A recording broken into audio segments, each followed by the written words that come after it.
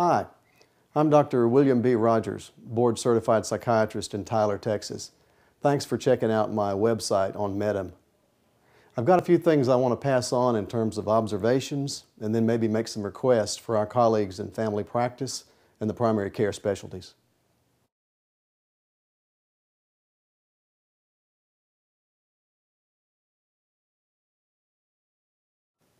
Over the last year, I've seen several veterans from the Iraq and Afghanistan wars.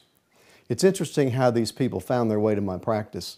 They were referred not from the VA, but from clergymen, from local family practice physicians, and from Vietnam veterans who knew their families. The Vietnam veteran guys being the ones that are bending over backwards to try to help their younger brothers and sisters. The point I want to get across to you family practitioners and primary care caregivers today is that you're going to be the ones that see these people first. As I interview these people, what we're finding out is that when they're mustered out of the service, be it the Navy, Marines, Army, or Air Force, as they come back to the United States, they want to get home to their loved ones fast. And so they're not telling people on active duty that they're having difficulties, psychological difficulties that later are going to manifest in their home community as post-traumatic stress disorder. So I want you to know something about post-traumatic stress disorder. How are you going to learn about it, and how are you going to learn to recognize it in these young men and women who are coming back home and will be seeing you in your practices? First of all, you have all the resources of my website available to you. There are several places on the site where you can click on articles and informational tables about post-traumatic stress disorder and how it's manifesting in our current veterans.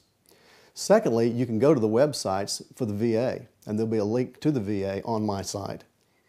And thirdly, there'll be a place on my site that you can click and download a screening form to check symptoms that manifest as post-traumatic stress disorder, and also to look at the things that cause it, the kinds of experiences these active duty soldiers and sailors and Marines may have been having that will later lead to this post-traumatic stress syndrome.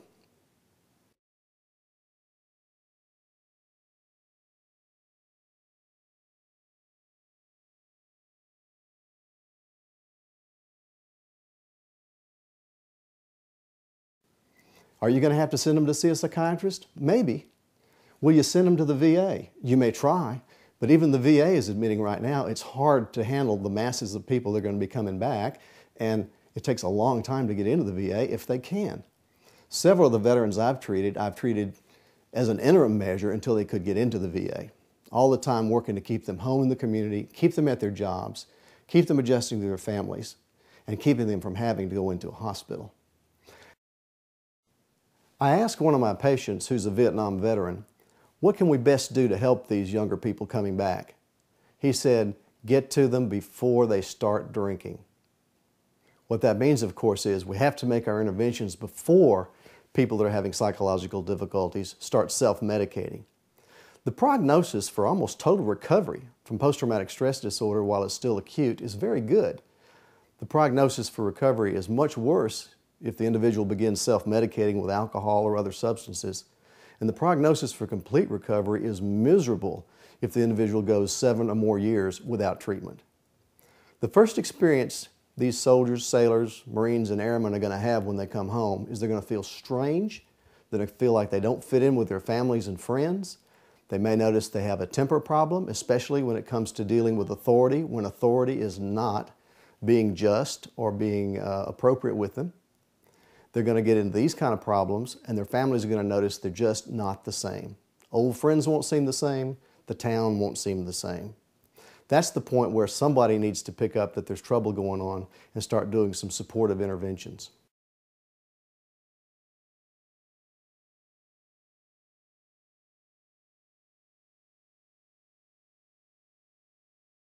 You primary care physicians and caregivers are going to be the first people to see them in your hometowns. These may be patients that you've treated since they were little kids, and they're going to be coming to you with difficulties. And it's going to be somatic stuff like headaches and stomach aches and not sleeping well.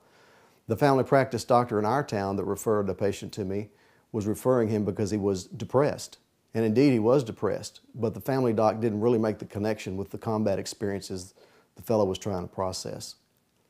Use my website. Use the VA website. Get with your local county medical societies and ask them to design programs of education for you to learn more about how to spot these people and stabilize them while you're getting them referred to the appropriate sources for treatment. We want these people coming back to America, fitting into their homes, happy, healthy, productive, and carrying on with the life they left off before they went overseas for us.